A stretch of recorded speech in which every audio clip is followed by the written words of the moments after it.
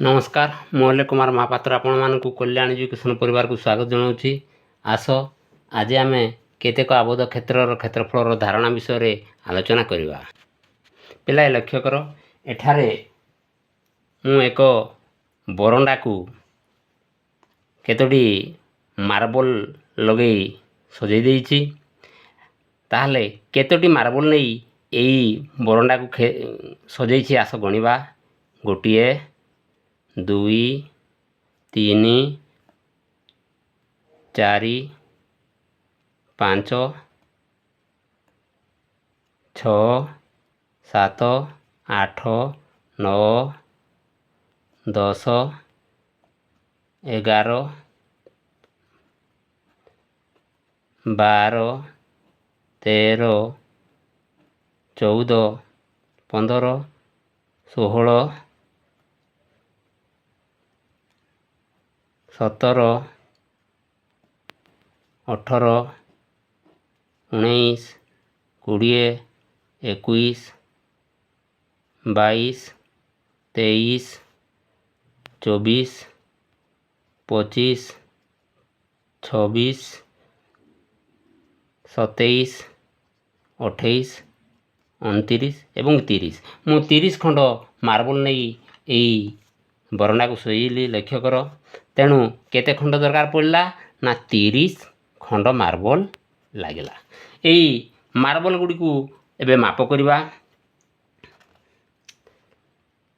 भल भाव लक्ष्य कर यह एक वर्गाकृति मार्बल जार ए धारटी 1 सेमी ए धारटी 1 सेमी ए तल धारटी 1 सेमी एवं ए धारटी 1 सेमी। तेणु यही खंडीय मार्बल को प्रत्येक मार्बलटी एमती रही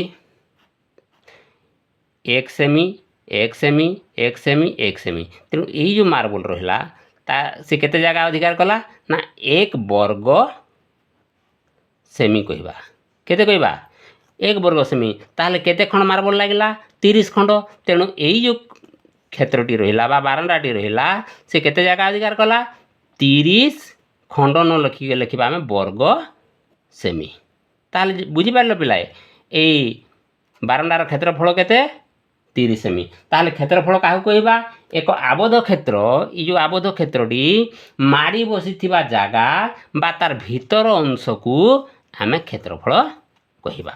तेणु यार क्षेत्रफल केते रहिला 30 सेमी। एठार लक्ष्य कर यार दैर्घ्य 10 सेमी प्रस्थ 3 सेमी।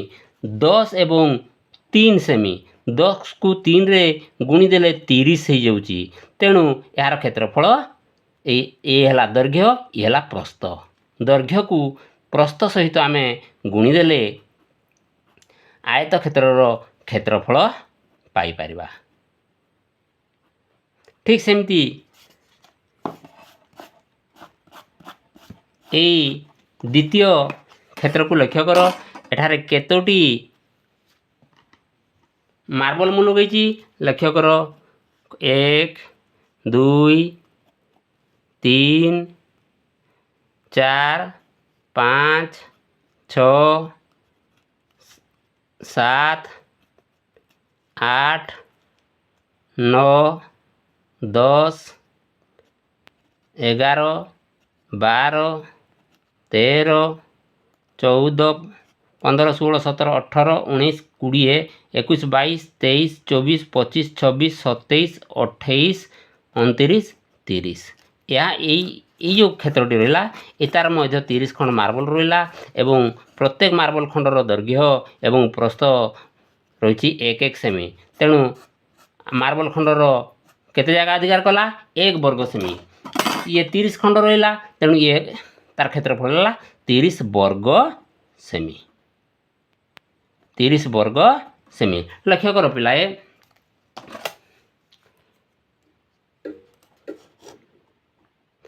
यार दैर्घ्य है 6 सेमी प्रस्थ है 5 सेमी। ये 6 सेमी ये 5 सेमी 5 सेमी ये 6 सेमी। तेणु यार क्षेत्रफल केते रहा 30 ସେମି। 6 ଆଉ 5 କୁ କ'ଣ କଲେ 30 ରହୁଛି ନା 6 ଗୁଣନ 5 ସମାନ 30। ତାହେଲେ ଏଠାରେ ମଧ୍ୟ ଇଏ ହେଲା ଦୈର୍ଘ୍ୟ, ଇଏ ହେଲା ପ୍ରସ୍ଥ। ଦୈର୍ଘ୍ୟକୁ ପ୍ରସ୍ଥ ସହିତ ଗୁଣନ କରିଦେଲେ କ୍ଷେତ୍ରଫଳ ଆସିଯାଏ। ତେଣୁ ଏହାର କ୍ଷେତ୍ରଫଳ କେତେ ରହିଲା? 6 ସେମି ଗୁଣନ 5 ସେମି ସମାନ 30 ବର୍ଗ ସେମି। ତାହେଲେ এই ବାରଣ୍ଡାର କ୍ଷେତ୍ରଫଳ 30 ସେମି, এই ବାରଣ୍ଡାର ମଧ୍ୟ କ୍ଷେତ୍ରଫଳ 30 ସେମି। ଏଠାରେ ପିଲାଏ ଲକ୍ଷ୍ୟ କର କ୍ଷେତ୍ରଫଳ ସମାନ। ଆଚ୍ଛା ପରିସୀମା ସମାନ ହେବ କି?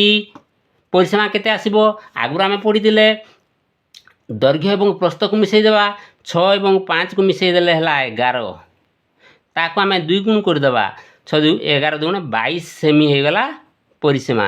এই ଦ୍ୱିତୀୟ କ୍ଷେତ୍ରର ପ୍ରଥମ କ୍ଷେତ୍ରର ପରିସୀମା କେତେ ଆସିବ ନା ଦୈର୍ଘ୍ୟ ହେଲା 10 ସେମି, ପ୍ରସ୍ଥ ହେଲା 3 ସେମି। 10କୁ 3ରେ ମିଶାଇ ଦେଲେ 13, 13କୁ 2ରେ ଗୁଣିଦେବା ଯେଉଁଟାକି 26 ସେମି। ତେଣୁ এই କ୍ଷେତ୍ରର ପରିସୀମା 26 ସେମି, এই କ୍ଷେତ୍ରର ପରିସୀମା 22 ସେମି। ଅର୍ଥାତ୍ କ୍ଷେତ୍ରଫଳ 30 ସେମି 30 ସେମି ହେଲେ ମଧ୍ୟ ପରିସୀମା ସମାନ ନୁହେଁ। ଏ କଥାଟି ମନେ ରଖିଥିବ। ତାହେଲେ ପିଲାଏ ଜାଣିପାରିଲ ଆୟତ ଚିତ୍ରର ବା ଆୟତ କ୍ଷେତ୍ରର କ୍ଷେତ୍ରଫଳ କିପରି ଆସେ ନା ତାର ଦୈର୍ଘ୍ୟ ଏବଂ ପ୍ରସ୍ଥକୁ ଗୁଣିଦେବ। ଗୁଣିଦେଲେ ଯେ ତାର କ୍ଷେତ୍ରଫଳ ଆସିଯିବ। ଏଠାରେ ଲକ୍ଷ୍ୟ କର ଏହା ଏକ ବର୍ଗଚିତ୍ର। ଏହାର ବାହୁ ଇଏ 5 ସେମି 5 ସେମି, ଇଏ ମଧ୍ୟ 5 ସେମି। ତାହେଲେ କେତୋଟି ଟାଇଲ୍ ଦ୍ୱାରା ମୁଁ ସଜାଇଛି? 1 2 3 4, ଇଏ 4 ନମ୍ବର ଟାଇଲ୍, ଇଏ ପଞ୍ଚମ ଟାଇଲ୍। ଏପଟେ 5ଟି ଟାଇଲ୍, এই ଧାଡ଼ିରେ 5ଟି ଟାଇଲ୍, ଇଏ 5 ଇଏ 5 ଇଏ 5। କେତୋଟି 5 ହେଲା? ଇଏ 5 ଇଏ 5 ଇଏ 5, 5ଟି 5 ଅର୍ଥାତ୍ 5କୁ 5ରେ ଗୁଣିଦେଲେ 25 ଆସୁଛି। ତେଣୁ ବର୍ଗକ୍ଷେତ୍ରର କ୍ଷେତ୍ରଫଳ କେତେଟି ହେଲା ନା 30। ଭୁଲ କହିଲି, 5କୁ 5ରେ ଗୁଣିଦେଲେ 25 ବର୍ଗ ସେମି। କାରଣ এই ଟାଇଲ୍ର କ୍ଷେତ୍ରଫଳ ହେଉଛି 1 ବର୍ଗ ସେମି। ଏମିତି 25 ଖଣ୍ଡ ଟାଇଲ୍ ଲଗେଇ ମୁଁ এই କ୍ଷେତ୍ରଟି ସଜେଇଛି। ତାହେଲେ ଲକ୍ଷ୍ୟ କର ପିଲାଏ ଏହା ଏକ ବର୍ଗକ୍ଷେତ୍ର। এই ବର୍ଗକ୍ଷେତ୍ରର এই ପ୍ରତ୍ୟେକ ବାହୁ 5 5 ସେମି। এই ବାହୁ 5 ସେମି, এই ବାହୁ 5 ସେମି। ତେଣୁ ବାହୁକୁ ବାହୁ ସହିତ ଗୁଣନ କରିଦେଲେ ବର୍ଗକ୍ଷେତ୍ରର କ୍ଷେତ୍ରଫଳ ଆସିଯାଏ। ତାହେଲେ ବୁଝିପାରୁଥିବ ଆୟତକ୍ଷେତ୍ରର କ୍ଷେତ୍ରଫଳ କିପରି ଆସେ, ବର୍ଗକ୍ଷେତ୍ରର କ୍ଷେତ୍ରଫଳ କିପରି ଆସେ। ପିଲାଏ ଦେଖ ଏଠାରେ କେତୋଟି ଡାକ ଟିକେଟ୍ ଦେଖିପାରୁଥିବ। এই ମହାତ୍ମା ଗାନ୍ଧୀଙ୍କ ଡାକ ଟିକେଟ୍ଟି କେତୋଟି ଘରକୁ ସମ୍ପୂର୍ଣ୍ଣ ଭାବରେ ଅଧିକାର କରିଛି ନା ଇଏ 1 2ଟି 3ଟି ଏବଂ 4ଟି। ତେଣୁ এই ଡାକ ଟିକେଟ୍ର କ୍ଷେତ୍ରଫଳ କେତେ ନା 4 ବର୍ଗ ସେମି। କାରଣ এই ପ୍ରତ୍ୟେକ ଧାର ଗୁଡ଼ିକ 1 1 ସେମି ଅଛି। ଠିକ୍ ସେମିତି এই ଆମ୍ବେଦକରଙ୍କ ଡାକ ଟିକେଟ୍ଟି କେତେ ସ୍ଥାନ ଅଧିକାର କରିଛି?